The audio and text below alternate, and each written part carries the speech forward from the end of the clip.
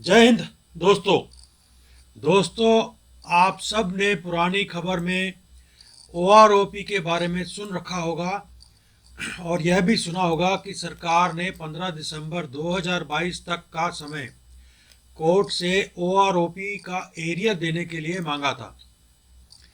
इस समय सीमा का सरकार ने कोर्ट को आश्वासन दिया था। सरकार ने कोर्ट में यह भी माना था कि वह ओआरओपी के ऊपर बहुत पहले से काम कर रही है और उसका सब काम लगभग पूरा हो चुका है, परंतु कुछ काम अभी बाकी है। इसके लिए 3 महीने का समय सरकार ने कोर्ट से मांगा। जब सरकार ने कोर्ट से और समय देने की मांग की, तब से एक्स सर्विसमैन को सरकार की नीयत पर शक हुआ। कई अफवाहें उड़ी, जिनमें से एक में ऐसा भी महसूस किया गया कि सरकार और ओआरओपी का एरियर नहीं देगी। कुछ लोगों का यह भी मानना है कि सरकार ओआरओपी को अगले जनरल इलेक्शन यानी 2024 के इलेक्शन तक नहीं देगी। अब देखते हैं कि सरकार क्या क्या कर सकती है या कौन सा रास्ता अपनाती है। तो नंबर 1, सरकार ओआरओपी का एरियर देने से इनकार करेगी, या नंबर 2, सरकार एरियर 15 दिसंबर 2022 को दे देगी। आगे बढ़ने से पहले मेजर जनरल सतबीर सिंह का ट्वीट पढ़ लेते हैं।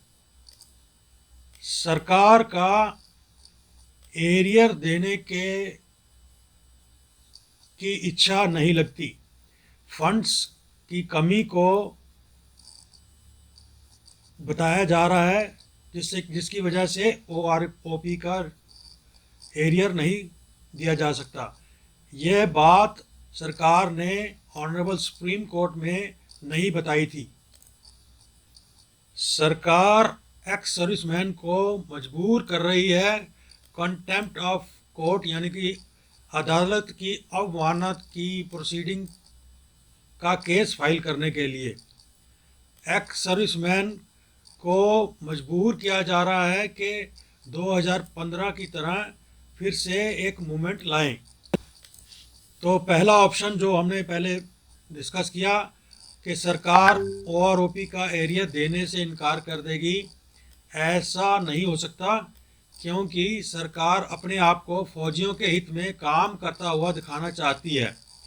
और जैसा कि आप सब ने देखा भी होगा कि प्रधानमंत्री दिवाली फौजियों के साथ मनाते हैं।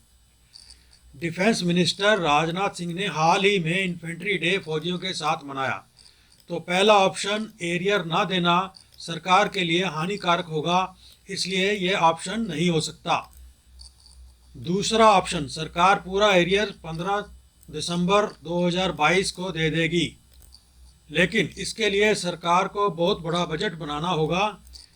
लेकिन ऐसी कोई भी खबर अब तक नहीं आई जिसमें कि सरकार की तरफ से या किसी न्यूज़पेपर में इस बात की पुष्टि की गई हो कि सरकार ने बहुत बड़ा बजट ओआरओपी के लिए आवंटित किया है। और दोस्तों, अगला बजट आने में अभी 3 महीने का टाइम लगेगा, तो यह ऑप्शन यानी कि दूसरा ऑप्शन भी ठीक नहीं है। अब इन दोनों के बीच में एक और रास्ता निकलता है कि सरकार ओआरओपी एरिया देने का फ़ायदा इलेक्शन में ज़रूर उठाना चाहेगी, लेकिन इलेक्शन अभी दूर है, तो सरकार इस बीच के रास्ते को ज़रूर अपनाएगी। आगे बढ़ने से पहले जनरल साहब का ट्वीट फिर पढ़ते हैं। मेजर जनरल सतबीर सिंह लिखते हैं कि फंड्स की कमी को एक कारण बताया जा रहा है ओआरओपी नहीं देने के लिए। तो सरकार को कितने पैसे चाहिए और कितने सरकार देने को तैयार है, यह जानने की कोशिश करते हैं। एक अखबार ने यह लिखा है कि सरकार ने 2000 करोड़ रुपए ओआरओपी देने के लिए सुरक्षित रखे हैं, लेकिन यह पैसा बहुत कम है और इससे सारे ओआरओपी एरियर का पेमेंट नहीं हो सकता। तो यहाँ फिर दो बातें निकल कर आती हैं कि सरकार के पास पैसों की कमी और दूसरा है ओआरओपी के एरियर पेमेंट से इलेक्शन में फ़ायदा उठाना। इन दोनों को अगर जोड़ दें तो एक रास्ता निकल कर आएगा कि सरकार ओआरओपी की पहली किस्त 15 दिसंबर 2022 को दे देगी। इससे सरकार अदालत की अवमानना से भी बच जाएगी।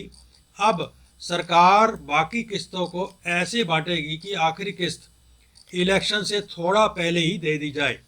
सरकार फिर इसे अपनी उपलब्धि इलेक्शन में गिनवाएगी और लाभ उठाएगी। तो दोस्तों, इसके साथ ही यह विश्लेषण यहीं समाप्त होता है और साथ ही यह वीडियो का अंत करते हैं। अगर आप इस चैनल को प्रोत्साहित करना चाहते हैं तो सब्सक्राइब कर लीजिए। मिलते हैं अगले वीडियो के साथ, तब तक के लिए जय हिंद।